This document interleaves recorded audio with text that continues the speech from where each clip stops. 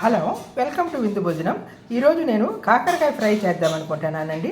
దానికోసమని కాకరకాయలు ముక్కలుగా కట్ చేసుకుని దాంట్లో ఉప్పు, పసుపు, పల్చటి మజ్జిగ, కొద్దిగా చింతపండు పులుసు వేసి ఉడికించి ఆ నీళ్లు వార్ప్ చేసిన తర్వాత ఫ్రై చేసుకోవాలన్నమాట.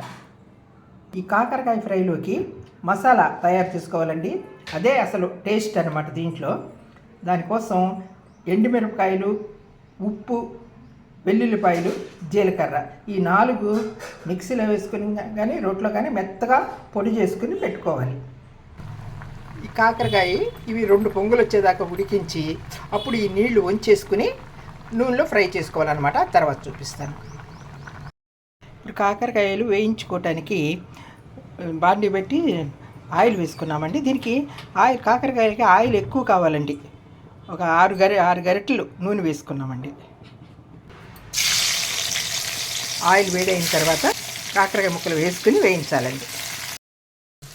తిప్పాలి. ఈ విధంగా కాకరకాయ ముక్కలు వేగిన తర్వాత వాటిని కొంచెం పక్కకు తీసుకుని ఆ నూనెలో ఇప్పుడు మనం ఇందాక తయారు చేసి పెట్టుకున్నాం కదా మసాలా కారం, అది వేయాలండి.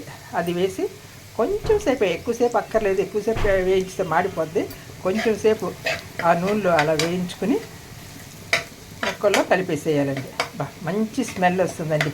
వెల్లుల్లిపాయ, జీలకర్ర అవన్నీ వేసాం కదా, ఇలా మంచి వాసన వస్తుంది. ఇప్పుడు ముక్కల్లో కలిపేసి స్టవ్ ఆఫ్ చేసుకోవటమే. ఆ బాండి వేడికే అది బాగా వేగిపోతుంది, బాగుంటుంది అన్నమాట. కాకరకాయ ఫ్రై రెడీ అయింది.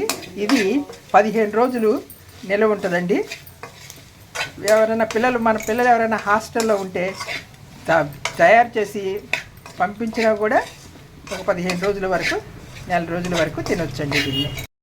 కాకరకాయ ఫ్రై రెడీ అయిందండి. సర్వింగ్ బౌల్లోకి తీసుకున్నాము. నా ఛానల్ మీరు ఫస్ట్ టైం చూస్తుంటే సబ్స్క్రైబ్ చేయండి, బెల్ ఐకాన్ నొక్కండి. ఈ వీడియో మీకు నచ్చినట్లయితే లైక్ చేయండి, షేర్ చేయండి. Thank you for watching.